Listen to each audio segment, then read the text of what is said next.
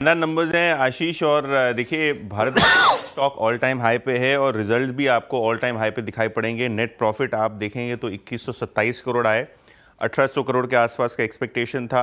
Revenues में 7% की बढ़त, एबिटा एब्सोल्यूट बेसिस पे 23% बढ़ा है। इसका मतलब ये है कि जो मार्जिन एक्सपेंशन है वो काफ़ी सॉलिड हुआ है Q4 में। इनफैक्ट मार्जिन अगर आप देखें तो 31% के आसपास आए हैं, जो पिछले साल 26.5% के आसपास थे। तो क्लियरली आपको दिखेगा कि 4% का बम्प अप मार्जिन पे देखने को मिल रहा है। इसके अलावा ऑर्डर बुक भी लगभग 72,000 करोड़ रुपए के आसपास कंपनी की नज़र पड़ रही है। फुल ईयर के लिए 17% का कंपनी ने ग्रोथ दिखाया है। और क्लियरली आज जो 10 बजे सुबह कॉन्फ्रेंस कॉल होने वाली है उस पर नज़रें रहेंगी, किस तरीके के ऑर्डर्स आकाश तीर और आकाश डिफेंस सिस्टम्स के कंपनी एक्सपेक्ट कर रही है। काफ़ी सारे लो लाइंग रेडार्स जो ड्रोन को पकड़ने में मदद करते हैं उस पर क्या स्टेटस है, ये सारी चीज़ें मुझे लगता है एनालिस्ट कम्युनिटी आज पूछेगी। तो रिजल्ट्स तो अच्छे ही हैं और मैनेजमेंट कमेंट्री भी अब जो 10 बजे आने वाली है उसका इंतजार रहेगा स्ट्रीट को। Okay, in line with expectation ही ज़्यादा करके दिखाई पड़ रहे हैं। 2-5% मिस यहाँ वहाँ है। नेट प्रॉफिट की बात करें तो केवल 5% की ग्रोथ देखने को मिली है। रेवेन्यूज़ बिल्कुल फ्लैट है साल दर साल बेसिस पे, और एबिटा केवल 1% बढ़ के आपको लगभग 9,222 करोड़ रुपए के आसपास आता हुआ नजर पड़ रहा है। मार्जिन 84% पे स्टेबल आपको देखने को मिल रहे हैं। ₹1.25 का डिविडेंड, और कल मैनेजमेंट की कॉन्फ्रेंस कॉल 11 बजे होगी। हालांकि नंबर्स देखें तो इस ऐसे ही म्यूटेड एक्सपेक्टेड थे, कोई पर्टिकुलर सरप्राइज यहाँ देखने को नहीं मिल रहा है। अच्छे हैं बट एक्सपेक्टेड लाइंस पे हैं। अगर आप नेट प्रॉफिट की बात करें तो 36% की ग्रोथ आई है। 1280 करोड़ के आसपास का प्रॉफिट। रेवेन्यूज़ की बात करें तो लगभग 46% का जंप देखने को मिल रहा है, 3127 करोड़ रुपए के आसपास। और एबिटा में भी आपको 30% का जंप देखने को मिल रहा है। मार्जिन्स भी अगर हम कहें तो ऐसा कोई डाउनटिक बड़ा नहीं है, एक्सपेक्टेड लाइंस पे ही है 31%। और जनरली ये वॉलेटिलिटी होती है Q4 में। और अगर हम सेल्स बुकिंग की बात करें तो लगभग 21,200 करोड़ से ऊपर की सेल्स बुकिंग मिली है FY25 के लिए, जो कि 44% का ग्रोथ है।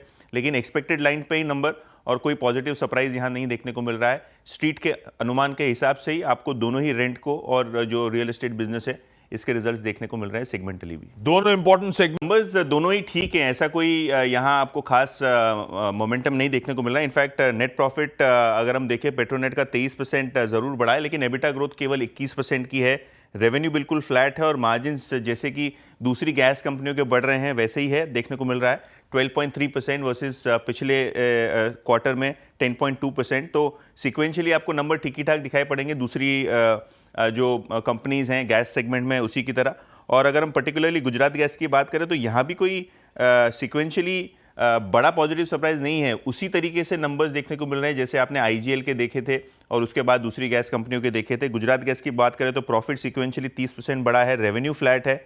एबिटा मार्जिन की बात करें तो 11% है, जो पिछले क्वार्टर 9% के आसपास था। तो ब्रॉडली अगर आप देखें तो सारी की सारी गैस कंपनियों ने 2 से 3% अपने मार्जिन्स को सुधारा है सिक्वेंशियल बेसिस पे, क्योंकि गैस प्राइस जो अचानक से बढ़ गई थी और जो कैलिब्रेटेड मैनर में प्राइस हाइक हुआ, तो ये क्वार्टर में आपको ओवरऑल पॉजिटिव रिजल्ट देखने को मिला है सिक्वेंशियली।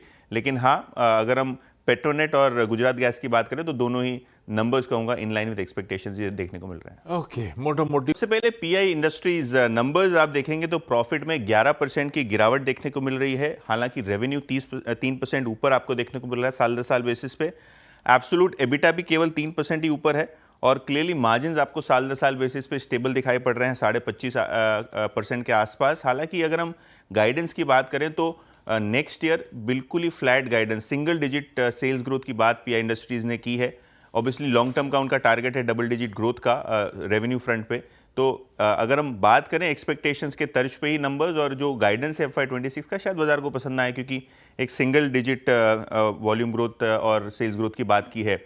इसके बाद IRB इंफ्रा पे आते हैं। ये भी एक वायदे मार्केट का नंबर है, जहां आपको फिर से एक बार ऐसा कोई बड़ा पॉजिटिव सरप्राइज नहीं देखने को मिल रहा है। रेवेन्यू केवल 4% साल दर साल बेसिस पे ऊपर हैं। प्रॉफिट में हालांकि 14% का जंप देखने को मिल रहा है। ऑपरेटिंग परफॉर्मेंस अगर हम IRB इंफ्रा का Q4 का देखें तो यहाँ भी एक्सपेक्टेड लाइंस पे ही आपको नंबर्स आते हुए नजर पड़ रहे हैं। तो ब्रॉडली दोनों वायदे बाजार के जो रिजल्ट्स हैं IRB हो या PI इंडस्ट्रीज हो, एक्सपेक्टेड लाइंस पे हैं। और IRB इंफ्रा की पर्टिकुलरली बात करें तो यहाँ छोटा मोटा मार्जिन एक्सपेंशन हुआ, जो जनरली Q4 में इंफ्रा कंपनीज का और रोड कंपनीज का देखने को मिलता है। करते हैं ग्लोबल स्पिरिट्स के साथ, और ये क्वार्टर में आशीष का बर्थडे था तो नंबर्स अच्छे आए हैं कंपनी के, है ना।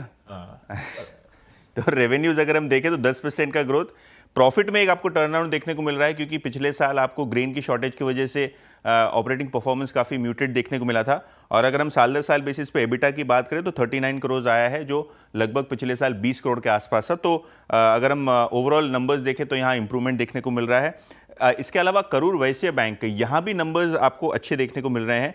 प्रॉफिट 13% की ग्रोथ, नेट इंटरेस्ट इनकम 10% बढ़ी है।